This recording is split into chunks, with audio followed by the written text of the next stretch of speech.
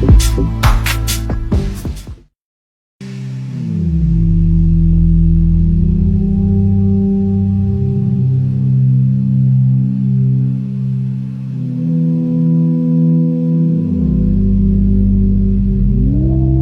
Sobat SC, cerita kehidupan ini diangkat dari sebuah sumber kisah nyata, di mana seorang pria dari negara tetangga yang rela tidur dengan mayat istrinya selama 5 tahun. Karena begitu besar rasa cinta seorang suami kepada istrinya, ia rela menjalani kehidupan sehari-harinya dan tidur bersama dengan istrinya meskipun istrinya telah menjadi mayat.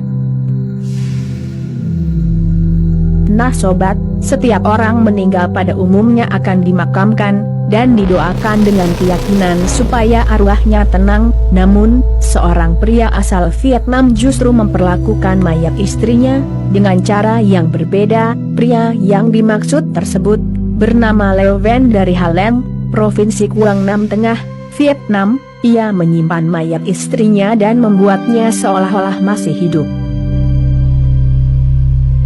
Dan kisah nyata ini terjadi pada tahun 2003 setelah istrinya meninggal. Van setiap malamnya selalu tidur di atas makam istrinya. Tingkah anehnya tersebut semakin menjadi-jadi, namun setelah setengah tahun kemudian, ia memutuskan untuk tinggal di dalam kuburan dan hidup bersama istrinya.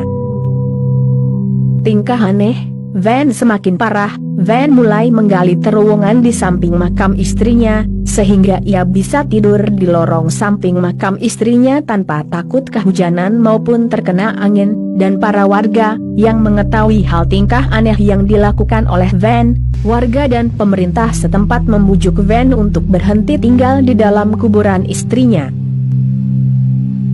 Setelah warga dan pemerintah setempat berhasil membujuk Van untuk tidak tinggal di dalam kuburan istrinya, Van mau berhenti dari tingkah anehnya. Meski Van mau berhenti, pada tahun 2004 Van kembali ke kuburan dan apa yang dilakukan oleh Van, tingkah aneh Van malah lebih ekstrim lagi.